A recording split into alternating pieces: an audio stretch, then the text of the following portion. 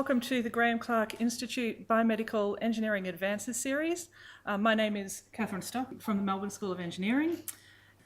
The Graham Clark Institute is committed to using our networks to bring some excitement to the public, and that's what I hope this lecture this evening will do. This is our first public event in the Biomedical Advances series, and we hope that the series will bring some of the best minds of biomedical engineering to you and share their exciting ideas and research with you. And with that, I would like to introduce Professor Marco Vicciconti. He is the Chair of Biomechanics at the Department of Mechanical Engineering in the University of Sheffield. More so, he serves as Executive Director of the Insigneo Institute for In Silico Medicine, and we'll hear some of that this evening. He's an expert in musculoskeletal biomechanics and the use of subject-specific modelling to support medical decision-making, and he's a key figure in the Virtual Physiological Human Project and serves as president of the VPH Institute. I've known Marco. I lived in Switzerland for 14 years, and I've known him, I think, since I was a baby PhD student there. And it's such an honour to welcome you here this evening, to have you visit Australia and to be able to host you. And in my mind, I've always looked up to Marco as the kind of leader that I respect, the way that he can lobby the community, really, to get behind the importance of biomedical engineering. And I think that we're going to hear some of that this evening, and I'm really very excited about it. So with that, can we put our hands together and warmly welcome Marco?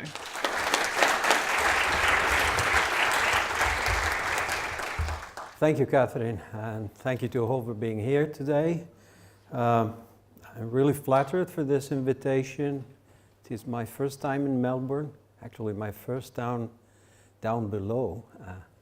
I'm currently spending a short sabbatical in Auckland, and so Catherine very kindly said, "Oh, you should come over."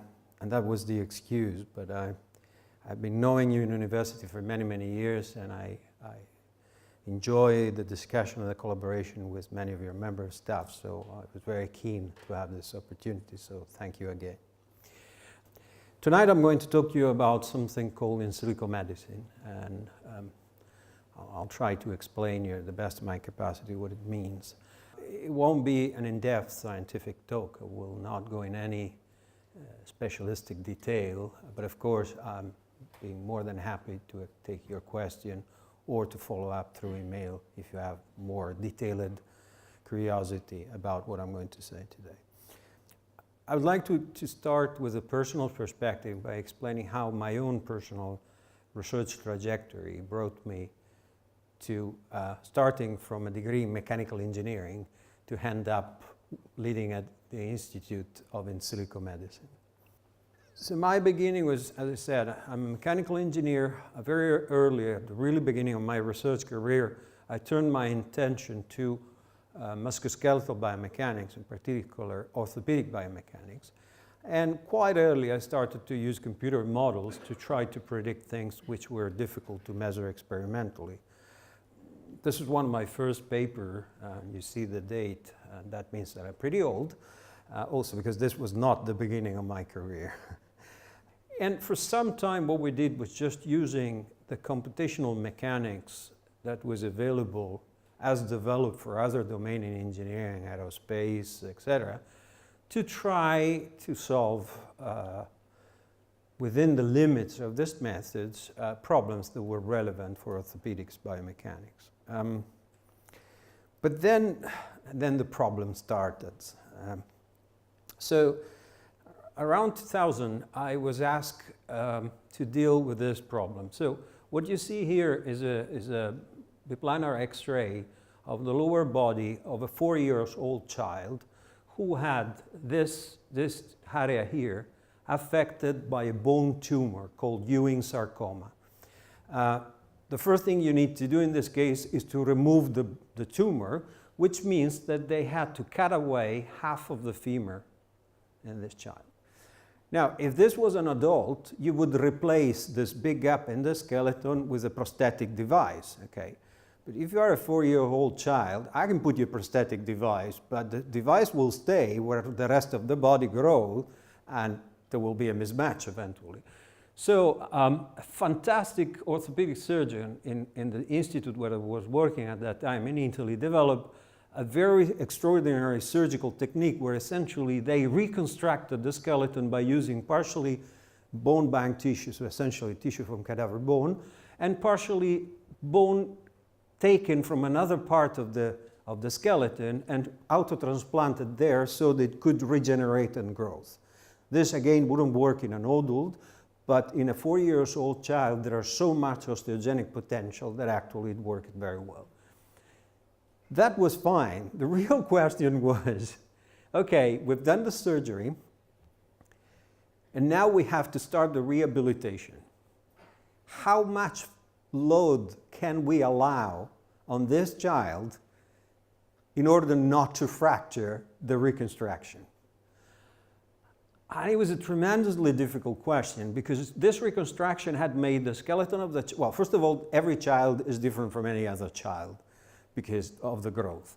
The reconstruction had made the left side different from the right side, but also as you can imagine, when you have to remove half of the femur, you also have to move all the muscles that attach to that part of the skeleton. So even the musculature in one leg became very abnormal, okay? So here we came out with this idea to develop a subject-specific model, okay? And we started to develop this technique where we do medical imaging, and then we perform measurements on the patient in the lab. Then we fuse this data and we use them to develop this computer model that can predict the forces being transmitted to the reconstructed portion of the skeleton during a rehabilitation exercise. But this was a recurrent thing because the more I went on with my research, the more I realized that every person is different. And we could not keep going with this idea of a population medicine. So if you're a woman, you're 50, you take this pill. Because everyone is different. I was not the only one to notice this. This is the number of papers published in the Word about subject-specific modeling. And I started to look into this around here.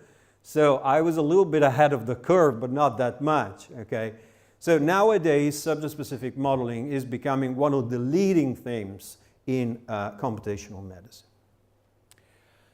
The second problem, big problem, that I immediately started to deal with in my early research career was scale separation. It's a bit complicated, it requires a little bit of explanation. But let me tell you, scale separation is the best trick that they teach you in the engineering school. It goes like this. So you're a mechanical engineer. You're supposed to calculate how much load this metal beam can take. Now, of course, the strength of this beam depends on the microscopical structure. And that would mean that in order to calculate the strength of the beam, you would have to know every single microscopic element, which would make this an impossible feat. But here comes scale separation. Because the biggest element in the microstructure of the steel, which is called grain, is about 60 microns, whereas my steel beam is about 6 meters, there are approximately 5 orders of magnitude of difference between this thing and this thing. And because of this, I can pretend I don't care about the microscopic structure and average it at the macroscopic scale, okay? And this is what we call scale separation. And this is standard procedure in almost every engineering calculation. Every house, every bridge, everything we use every day is being calculated using this assumption because it works in engineering material. Now let me introduce you living materials. This is a human bone, a femur, is about 0.5 meter long. The largest microstructural unit, which is called osteon, is 1 millimeter long. So the scale separation here is only 2 orders of magnitude instead of 5. And this is not here. If you now look inside the osteon, there are other substructure, and surprisingly, they are also about 2 orders of magnitude smaller.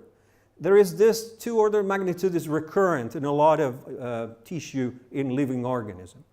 What does it mean? It means that if I have to calculate how much load is required to break this bone, I cannot do this precisely without knowing something about the macroscopic structure.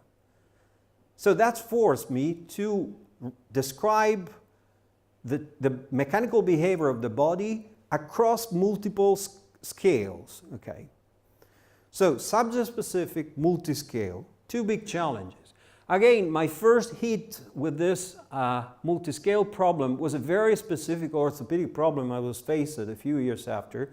This schematic picture represents a new medical device. It was a hip replacement. It was an anatomical cementless stem. The stem is the part that goes into the femur of a hip replacement prosthesis. It was a fairly innovative design, so the company wanted to know how big was the risk of having a particular complication known as aseptic loosening. Unfortunately, this complication is the result of a very complex mechanobiological interaction that happens at the organ level between the prosthesis and the bone, but also at the microscopic level between the cells and the tissue that differentiates in one good way or in a bad way, producing the success or the failure of the implant. Okay? And for the first time, in 2004, we published this paper where we were coupling a whole body model, a whole organ model, to a tissue differentiation model to predict the incidence of aseptic loosening. At that time, this was just a guess, and we predicted that with this design over a general population, the risk of this complication would be 2%, which was considered acceptable by the company, and they proceeded to produce and implant this device on large scale. 12 years after, I went back and I collected data from the Orthopedic Registry of Italy that monitor all the hip replacement in the country and their outcome. And I found that this device had an incidence of aseptic loosening of 1.5%. So this to suggest that even this relatively primitive early attempts of predicting complex processes could be very accurate. While I was doing this in my own little field of orthopedic biomechanics, I had the opportunity at conferences around the world to talk with other colleagues who were working in completely different problems, in cancer, in cardiovascular, and surprisingly these two themes, multi-scale, subject-specific, were recurrent in the conversation. It looks like everyone was having the same problem in spite we were dealing with very different clinical challenges. So with the help of many colleagues in Europe, we launched this initiative called Seeding the Europhysium. The idea was to take an initial intuition that actually started here down below in New Zealand, the Physium project led by Peter Hunter, but decline it in Europe into a way to solve clinical problem.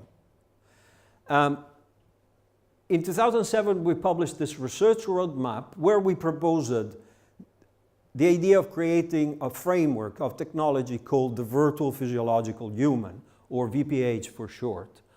This is the definition we gave at that time. So in other words, the VPH was a framework of method and technology that once realized it would have made possible to investigate the behavior of living organisms in different subjects and across different space-time scales. So look at the human body as a whole, okay? The publication of this roadmap was very important because it created a sort of momentum around a territory that before was very fragmented. So we started to perceive ourselves as a research community, whereas before we were spread all over different departments and in different countries. The other thing is that thanks to this roadmap, we were able to convince the European Commission that this was a good idea to put money in. And so we started to receive funding for this area, okay? As all the funding is distributed in Europe, of course, it was competitive, so we all applied and some were successful, some were not. I was lucky, and one of the applications that I submitted was actually funded. And this was probably when you and I started to interact more frequently because at that time, Catherine was in ETH in the group of Ralph Muller that was one of the core partners of this project. So for 4 years, we developed extensively this idea of the VPH with respect to the musculoskeletal system. The goal was to develop what we call an hypermodel or a multiscale model that would actually go from the single cell up to the whole body. And the clinical goal was to predict the risk of bone fracture in fragile elders, typically patients affected by osteoporosis. It was a fantastic experience. I learned so much that I was actually able to write a book about the multiscale modeling of the skeletal system that was published in 2011. But that was also a time of crisis for me because I was in Italy. I was running what in Italy was considered an extremely successful research group, but for me it was too small. I felt that if we really wanted to tackle this challenge, we had to move to a grand science scale, create large research institutes with hundreds of academics coming from all different specialties that could collaborate together interdisciplinary. The early 2000s were not a good time for Italy from economical and social reasons. So such an ambitious project was not viable in my own country. So at the green age of 50, I decided to move. With the support of my lovely wife, we went in Sheffield. Now, if you ask where is Sheffield, this is a legitimate question. Is in England. It's not far from Manchester, which is probably slightly bigger.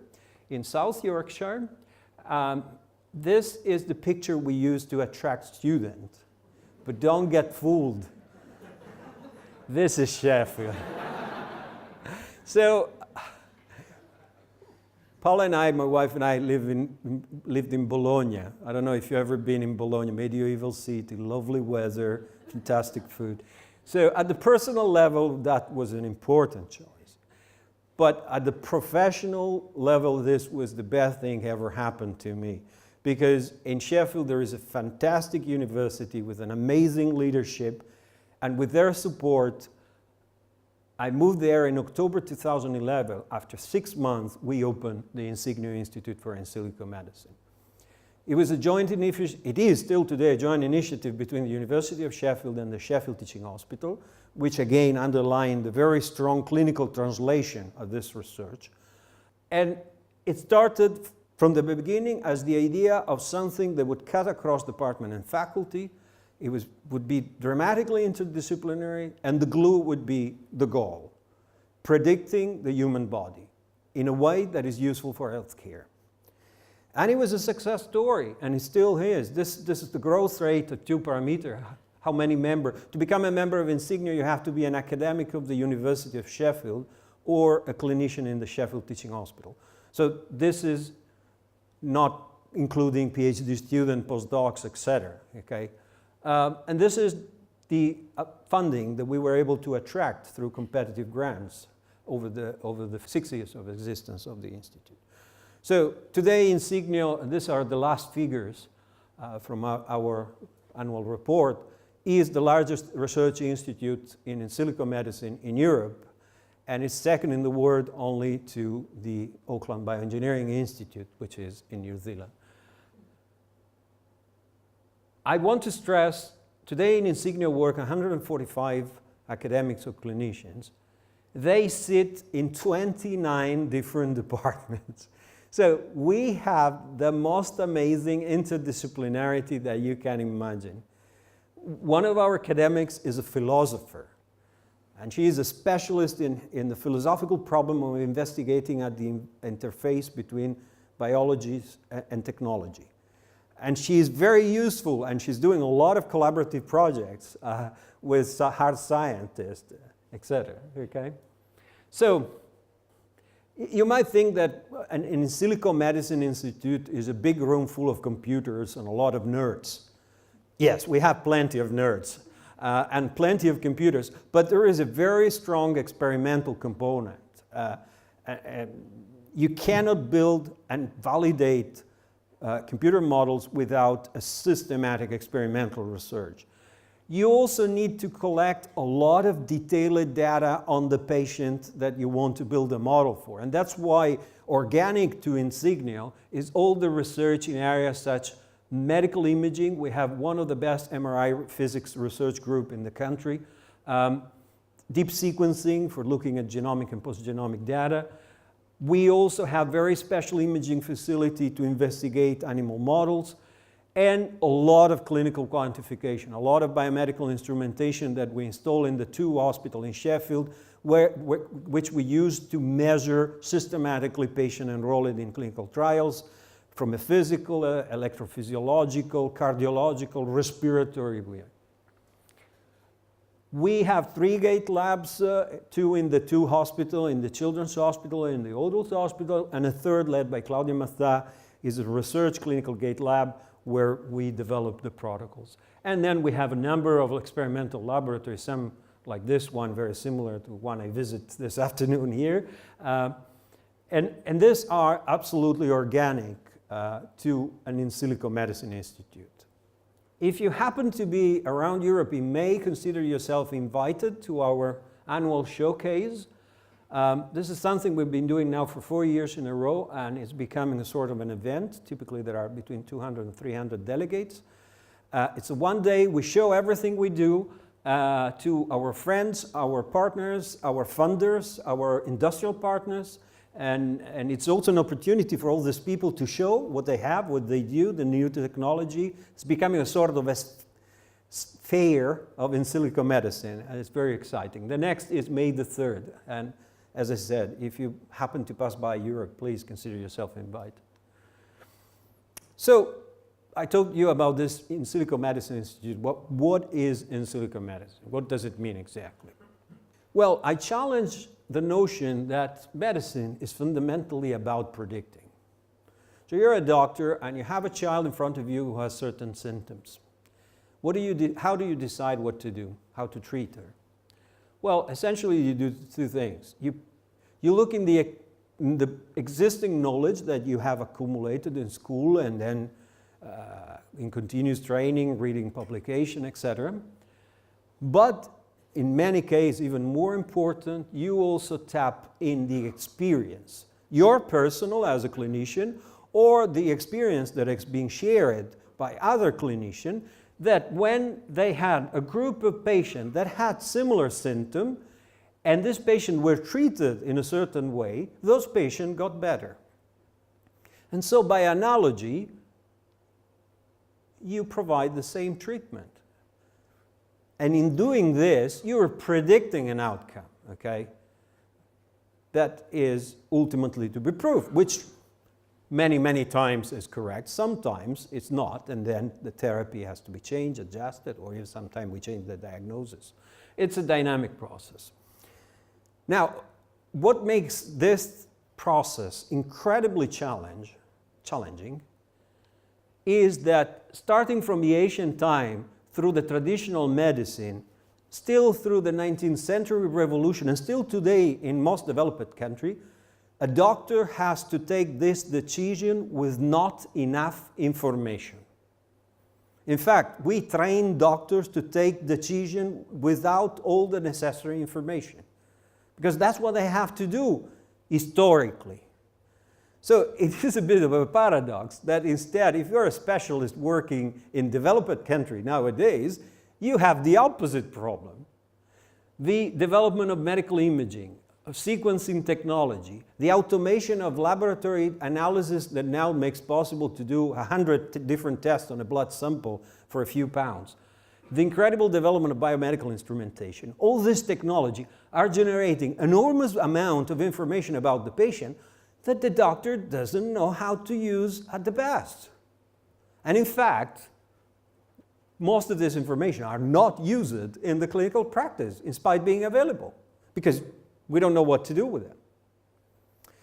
So what is predictive medicine? Predictive medicine is the ability to make this need for prediction that is built into medicine a more systematic process based on the abundance of information that makes possible through computer simulation to fuse all this information about the patient and make reliable prediction. Until now, in order to make prediction about things that happen in the human body, essentially we use two approaches. One is called in vitro, which means that we are studying cell cultures, essentially, or tissue culture. And the other is called in vivo, which means we are looking at living organisms, either clinical trials, where the guinea pig is the patient himself, or in animal model, in animal experiments. Okay. We propose there is a third way that, for analogy, we call in silico. Silico comes from silicon in the computer chips, which is another way to develop this predictive technology. But of course, and we go back to where I started from, in order for this to be possible, first we have to be able to build reliable prediction, and this comes only from the ability to produce computer models which are subject-specific and multiscale. And that is where in silico medicine really stays, in the ability, in the technology and the knowledge to develop patient-specific, subject-specific, multiscale model that can predict quantity which are relevant for the clinical practice. Where do we use in silico medicine technologies? There are three broad areas of application, and these are defined by who is the end user. So the first is called digital patient, and the end user is a doctor. Typically, the prediction that come out of the model are used by a specialist, typically in a secondary care setting, so in a hospital, to decide the best course of action for a patient, for a given patient in front of the doctor. The second, more recent, is called in silico clinical trial. Here, the computer model are not used to decide something about an individual patient, but rather to decide if a new drug or a new medical device are safe and or effective. And the third, which is really emerging only now, there are the first pilot coming out now, it's called personal health forecasting. Here the end user is the citizen patient. And the application we imagine are technology where a patient with a chronic condition like diabetes type 2 can use this technology to better self-manage daily his condition. So let me give you some in-depth view to each of these. The digital patient. Last year, Civitas, which is a think tank in UK, engaged a number of people who are listed here, specialists in very different areas of social and sciences, about a fundamental question. How can we salvage universal health care? I don't know if you know, but the term universal health care indicates a healthcare provision model where if you are a citizen of that country and you're sick, you go and you get the best possible care, no question asked for. Okay? This is the dominant healthcare model in Europe. It is the dominant healthcare model in UK, but this healthcare model is being challenged and is becoming more and more difficult to sustain universal healthcare system. And so they contacted a bunch of people and they say, well, from your point of view, from your specialism, legal, ethical, social, technological, how can we salvage universal health care in UK? And this book that you find online is publicly available, is the summary of this opinions piece. I was flattered to be invited to be the expert for technology in this exercise. So my analysis was this one.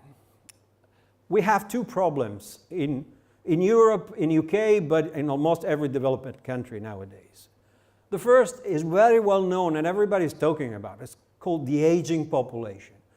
In short, more people continue to live than children are born, so the average age of the population is growing, okay?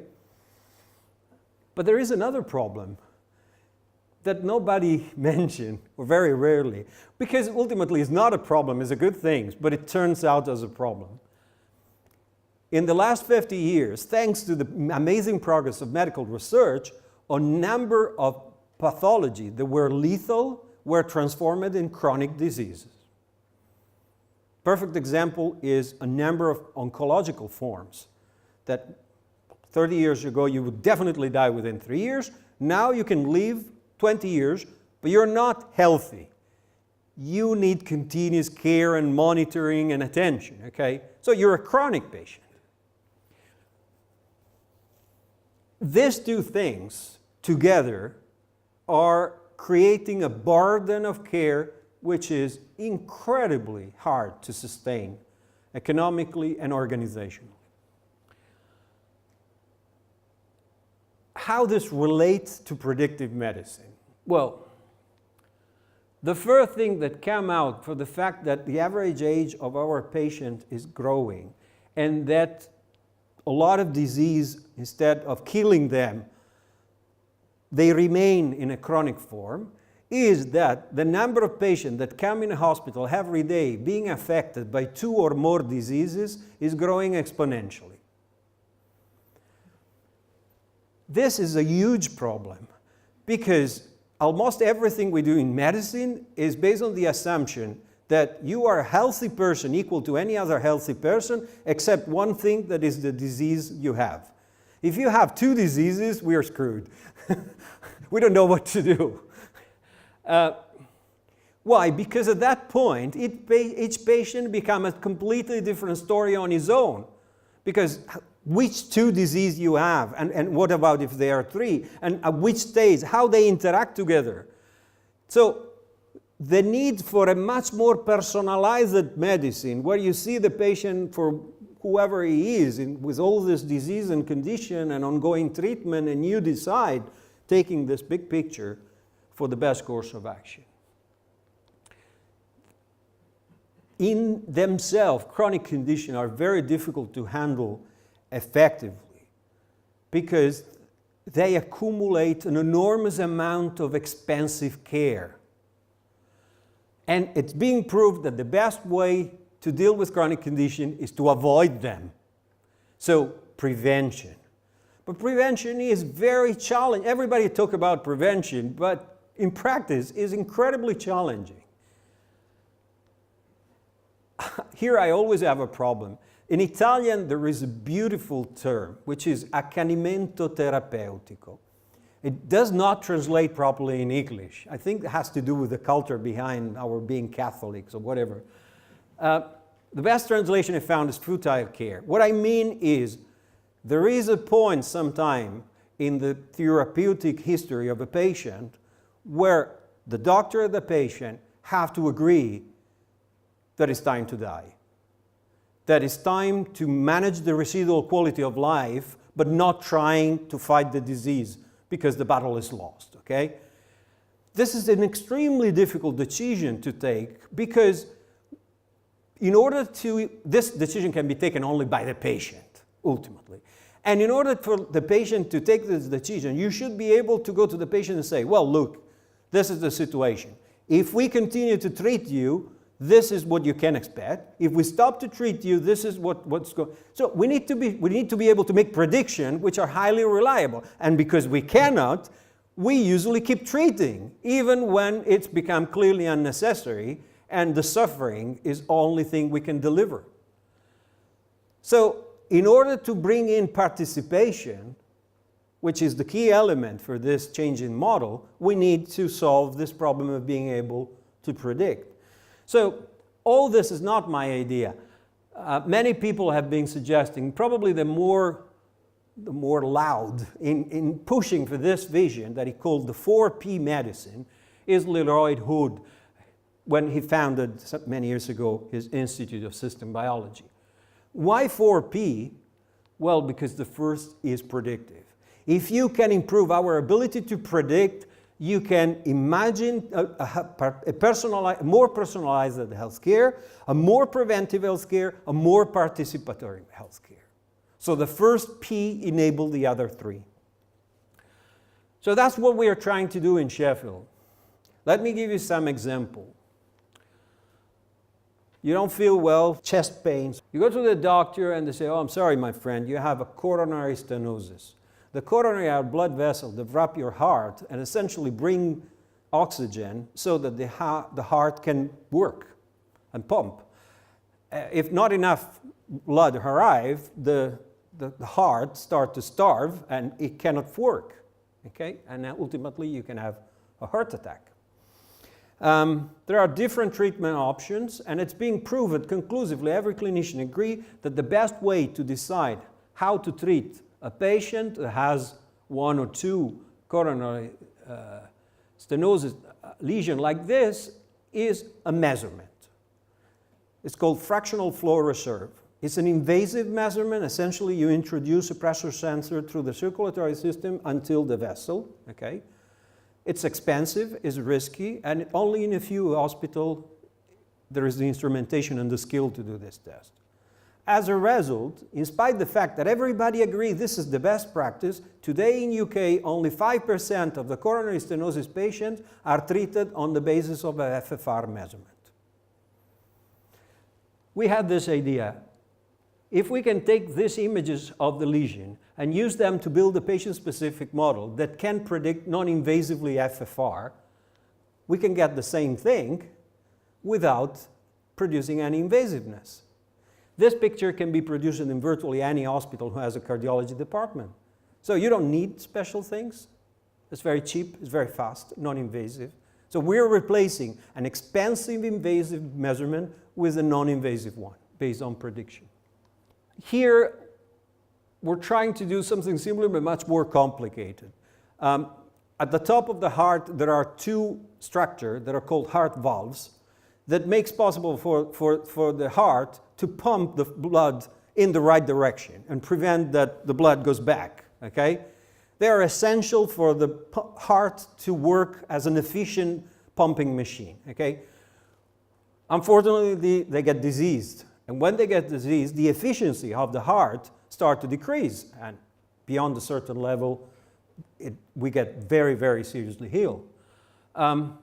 Again, there are many treatment options nowadays to repair or reconstruct or replace valves. But the doctors are kind of left alone to decide for every patient what is the best way to choose the treatment. In the Your Valve project, a team of 15 institutions are collaborating to develop in silico medicine strategy to personalize the decision based on all available information for that patient. I said at the beginning, sometimes getting the information out of the patient is really the point, the difficult thing. My colleague and friend Jim Wild is a fantastic MRI physicist. And Jim has had this amazing idea. You take a noble gas. A noble gas is a chemically inert gas. You can breathe it, it has no effect, completely passive. But with a special laser, you can polarize the molecules of this gas. And after you polarize it, using very special hardware, you give this gas to the patient, so the patient breathes it with a mask, of course mix it with oxygen, etc., so he has no physical effect, while he's being scanned by an MRI. This gas acts as a contrast agent. So for the first time, you can see in the MRI, with absolute detail, the anatomy of the lungs, which until recently was impossible.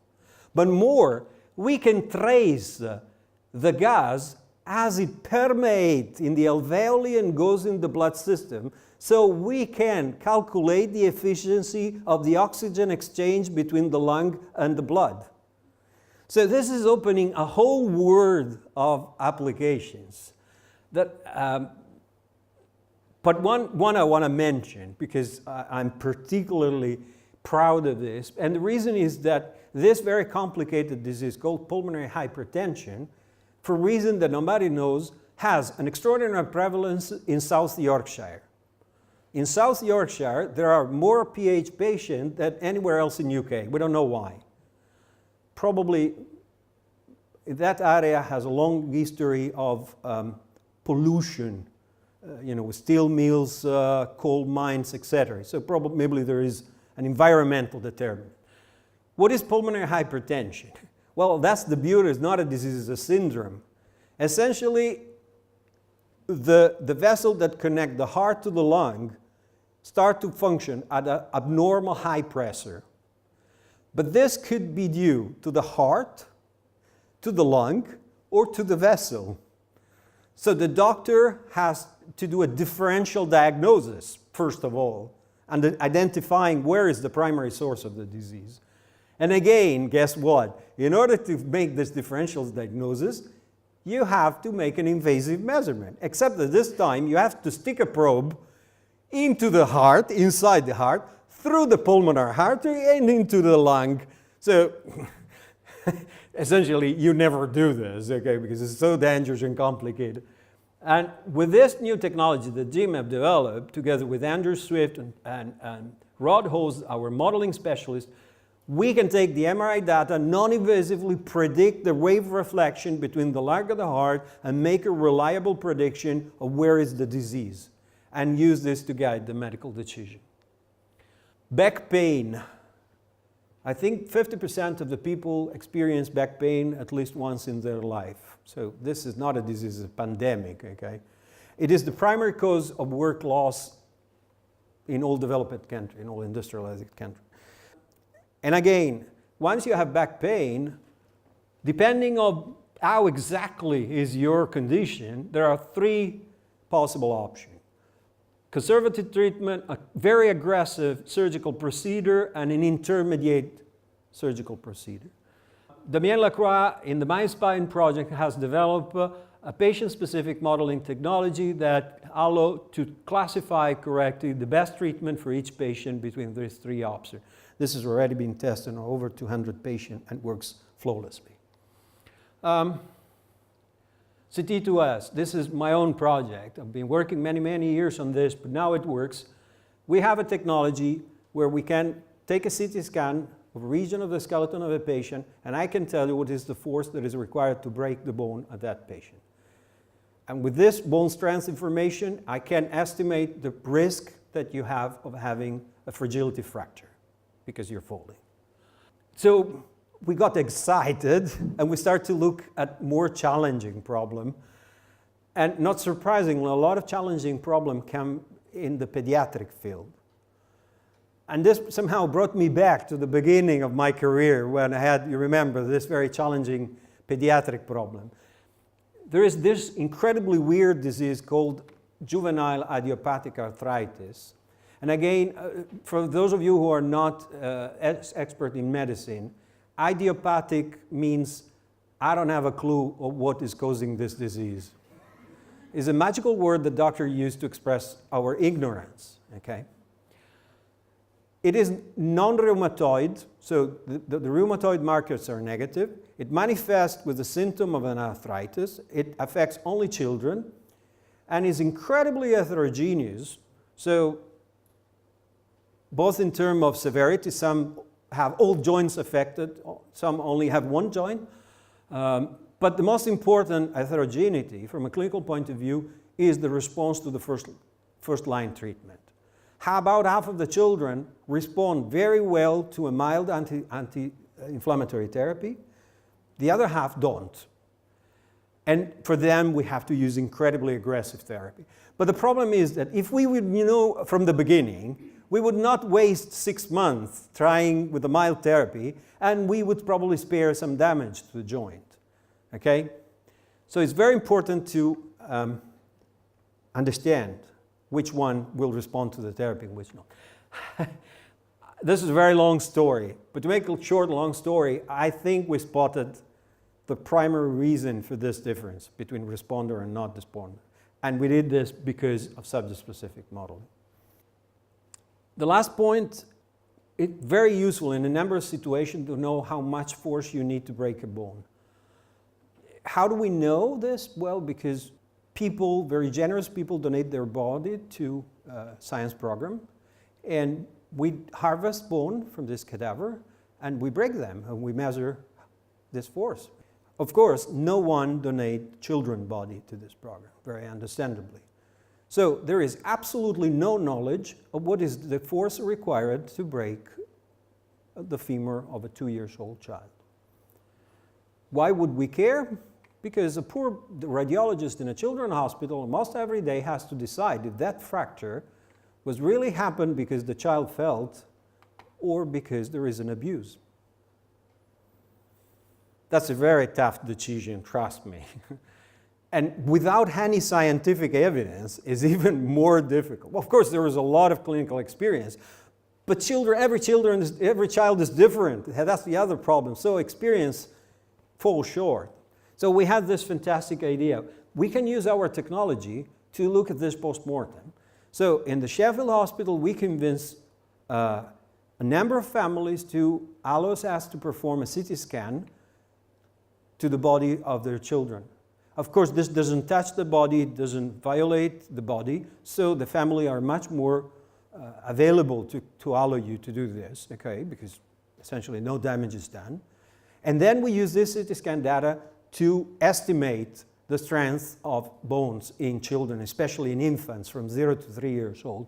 And we have now published the first reference table that, based on the age and some essential measurement, can tell you order of magnitude of the force that is required to break a certain bone in a child of a given age. Okay? And this will be an essential tool in the hospital, but also in the courts during litigation to decide what is what, ultimately. Okay, so this is digital patient, very developed. I told you that in silico clinical trials is emerging only now, and the reason is explained here. So this is how much it costs to bring a new drug to the market. It's ridiculous, $2.5 billion. It's killing innovation. In fact, this went up. In the meanwhile, the rate of innovation went flat. Because and you know, if you have a rare disease, goodbye, because how are you going to recover $2.5 billion in a disease where you have 100 patients? Well, now there is an interesting trend. You know that there is this new therapy for very rare disease that are offered at $1 million per treatment. So it's a crazy situation. And why is it so expensive? The primary reason is the incredible cost for the regulatory process. Now, let me tell you one thing. I am an engineer. I designed a new large carrier, a new airplane. Or I just finished to design a new nuclear power plant. How would you feel if I tell you, in order to make sure that these are safe, I'll make a few copies, put them in use, and if they don't blow, they are safe? It's crazy, no? Well, that's exactly how we test drugs and medical device. We make a few copies, put in some patients, see what happens. How do we design this? With computers. Before the first part of this complex system is built, hundreds of computer simulations are run to test all possible scenarios, okay? And only then, when we're reasonably sure of the safety, we go on and start to build, okay? Why is not being used? Because let me be very clear, until 2 years ago, it was not allowed anywhere in the world to use a computer simulation to produce an evidence in a regulatory process of a medical product. So, again, I rolled my sleeve, and together with a number of colleagues, we started to lobby. And we wrote this document, which contains very strong evidence that this is a very bad idea for everyone. And we convinced. So, between the end of 2015 and beginning of 2016, both the US Congress and the European Parliament made very similar recommendations to their regulatory bodies saying, you must use modeling and simulation, okay? And this is now starting. And I expect that this will become the big deal in silico medicine in the next few years. In the meanwhile, we have an early impact, which is relevant from a social point of view. I don't know in Australia, but in UK, animal experimentation is being more and more perceived as an unethical practice in many regards, okay? Well, what we're doing in Sheffield is to use this type of VPH technology to reduce animal experimentation. In this study, for an animal model for bone drugs, we were able to reduce the number of animals enrolled of 60%, okay? So considerably reducing the animal experimentation. But there is a future here, and now we're working on this. Out of 5 drugs that pass the preclinical testing on animal, 4 will fail in the clinical trial. It's pretty bad, eh? It means the 4 times out of 5 animal models don't work. So my dream is actually to use VPH technology to being able to translate what we're seeing in the animal in what will happen in the human, so that the very few animal experiments we must do are really useful, and we need to do also less clinical experimentation, okay? Good, the last point, personal health forecasting. I can talk about this in many ways, but I chose to use it with a very peculiar angle, which is developing country. It is estimated that by 2020, 65% of the human population will be covered by a 4G network, and more than 90%, regardless where they are in the world, by some sort of cellular network. So it is reasonable to assume that even people who live in very remote location can in principle be reached by cellular communication. If you look at the consumer electronics industry, in the last few years, there has been an emergence of this type of devices, which are used to monitor the health status of people. This family of devices have two characteristics. They are designed to be used not by a doctor, so they're easy to use. And when they are produced in mass number, they are incredibly cheap.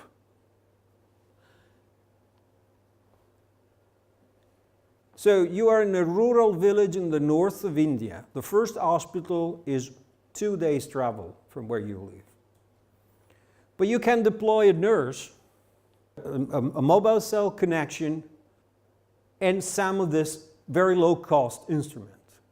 Under the guidance of a remote doctor, the nurse locally can perform a series of measurements and tests, transmit the data remotely, and with this data, the doctor can decide what to do. Most of the time, recommend the nurse on the intervention.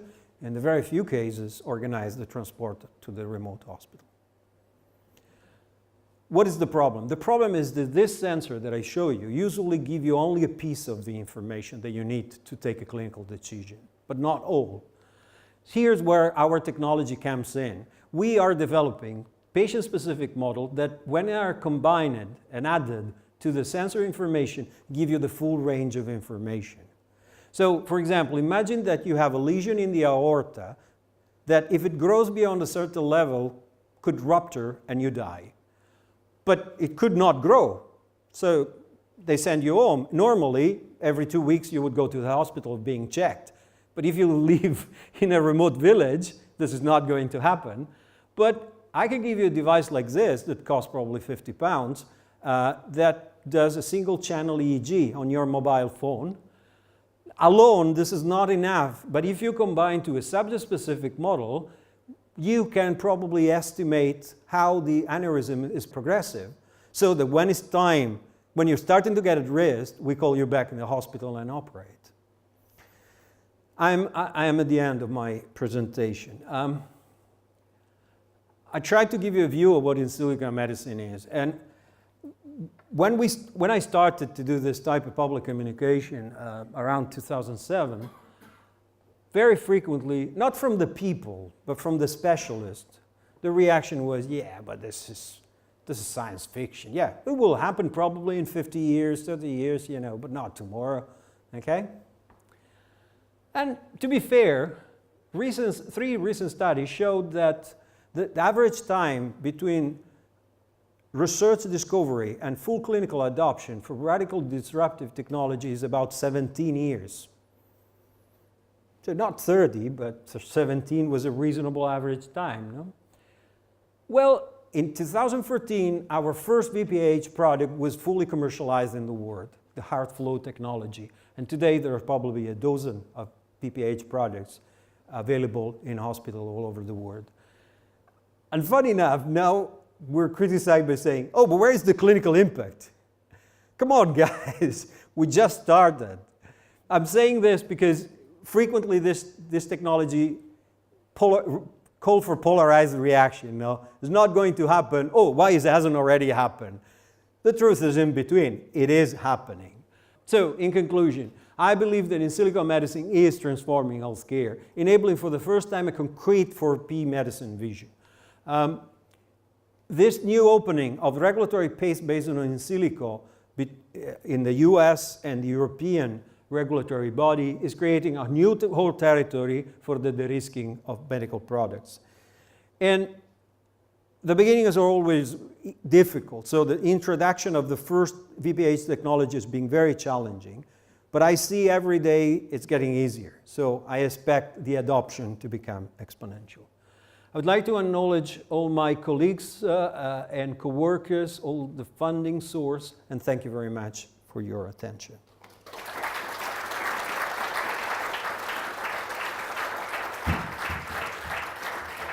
Thank you very much, Marco. Does anyone have any questions for Marco? A million questions for Marco? We'll take one here. A question about prediction with respect to when you start using computational systems in prediction is that you can predict various outcomes in medicine. You can predict longevity, you can predict costing, you can predict quality of life. When the computer starts to take over that decision making, where does the doctor stand? How do you decide which decision is right? And how do you build that into in silico modeling? That's easy. In the same way you decide what to do with any instrumental measurement. There's no difference. But do you think that there will be a situation where you build your model based around, let's say, survival rates? But No, I'm sorry. Okay, here maybe there is a misunderstanding. The model I'm referring are not statistical models. These are model based on the physics, the physiology. So we don't predict survival rate, which depends from everything. We predict the pressure in the blood vessel, or the probability that that vessel rupture at a given point in time because of that pressure. So, and these are usually things that in special condition can actually be measured, so we can test how accurate our predictions are before we use it in the clinics, okay? do you predict the intervention as well, or it's mostly pathological? No, there are models where you simulate the effect of the intervention. They are more complex, but yes, this sometimes is essential. For example, when you need to decide if you have two interventions, which one is the best for that patient. And how do you decide which is the best intervention? Just finish that one up. How would one of those models decide what is the best form of intervention? That's one of the reasons why this field must be highly interdisciplinary, because no engineer or computer science could be this alone. So typically, we start in a team where there are clinical specialists. We identify what is technically called an endpoint, which is one or a set of quantities that are proven useful to take that decision, and then we focus in predicting that quantities. How fast is your VFFR calculation? Very fast. It's a 1D model. A 1D model. And more important, we have now developed a surrogate modeling techniques which we lose less than 1% accuracy, and it brings the speed to real time. So no, that's not the problem in that particular. In other problem, yes, I'm not saying in general, but in the FFR, the VFFR is really fast. Can you expand on these surrogate techniques that you just mentioned? I think they use NARMAX. It's a nonlinear system identification. I can send you the detail. It's not my own research, it's in my institute, but if you drop me an email, my email is available on my homepage at the university. I'll be delighted to point you to the author and the papers. Yeah, thank you for the talk. These subject-specific models, by experience, very time-intensive to build, and what sort of approaches do you do to cut down that time-intensive? That's a good question. They are time-intensive because we do it in the most stupid way. All of us, it's a worldwide problem in the sense that we go in a picture and click one by one every pixel to segment, things like that. So we do two things. The first, once we proved the efficacy, so once we say, okay, this is going to work, there is a new research line to become an engineering research line. So how much can I automate, okay? Or how much can I parallelize? How much can I replace with some surrogate or machine learning or whatever? The other thing is order reduction. Do I really need all those information to have an accurate? So at the beginning, we usually try to get as much as we can. Once we have a validated high-order model, we try to see, so for example, say that the segmentation of the muscle in the MRI, it's time-consuming. Can you get away with that? Can you replace it with a distribution of average size? So how much you personalize also is a variable. You understand? Has any of this work been applied to any of the cancer aspects, cancer symptoms? Modelling cancer. Oh, cancer. Okay, sorry. We're not very good in Sheffield about that, to be very brutally honest. I wish we were better. We have a couple of people who are working in what is called computational oncology, but we are not the best group in the country or in the world. But there are groups who are fantastic. I mean, so yes, in general, it is being applied. In particular, the enormous potential I'm seeing is, so take breast cancer, for example. Okay, the big revolution of the triple R. We had this fantastic discovery that if you look at the mutation in the cancer tissue, you can decide whether one of the therapy will work or not. You know, so you identify the women who are resistant. Okay. Now all this works around very early stage cancer, when the solid tumor is confined, it's quite homogeneous in terms of mutation, cellularity, etc., and is not vascularized. What about other, advanced stage? Well, that is a mess today. And the reason is because you have three processes: the growth of the cancer, the continuous mutation and differentiation, death, apoptosis of the cell. So the tumor becomes not one cell describe all, but it becomes a very heterogeneous organism. And then there's this magical thing that they start to build their own blood supply, the bastards. And that changed completely the game, because suddenly they can get as much energy they want. Now, multiscale modeling can deal with this level of complexity, and that's where I'm seeing computational oncology really shining right now. I was wondering about the link to genetics. Almost there. There is a concrete problem. We are very good in modeling up to 1,000 atoms. It's called molecular dynamics. So you can build computer models that predict. Actually, some years ago, a Nobel Prize of Chemistry was given to the guy who invented these techniques, because really it's incredibly effective, up to, say, 1,000 atoms. Then there is a gap, and then the best model we have work at a single cell. So there is this territory, no? You agree, Catherine? Between the atomistic scale and the single cell scale, there is currently a gap. But there is a lot of very smart people that are looking to it on both sides. So it's like a bridge built on, I hope we don't end up like this, but I'm joking. No, I can see, it is a problem today. I admit, honestly, it is a problem, but I believe that in 5 years' time, this bridge will be made. And then it will be huge. Yeah, it will be huge. Thank you so much for a fantastic talk. My name is MVMelb. I originate from the Netherlands. And I've got a good friend at the TU Eindhoven. I've seen that you've worked with them, which is Professor Annelies van Bronswijk, who studied and lectured a long time gerontechnology, why people die.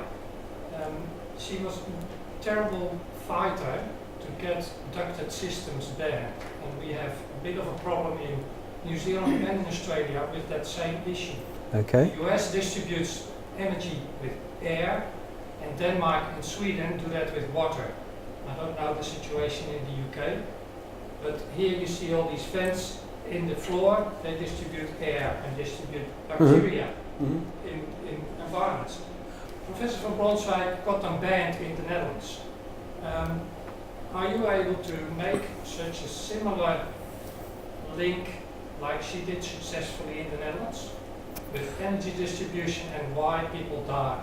Because we've got the highest asthma levels in the world, in New Zealand and in Australia, and that needs to be fixed on a plumber's level, not on a medical level. It's a very good point. Thank you for this question. I have to admit that I don't think we're harvesting this potential opportunity as much as we could. So currently there is no one in Insigneo who is doing this type of research. But I do recognize that this approach that I described, because it has the ability to model quite accurately systems for which we know the physical laws, would be extremely effective. And I'm familiar with the work you're referring to. And you know, the trick was the ability to model this flow system, the bacterial transport, and then of course how this would affect the epidemiology that this brings, okay?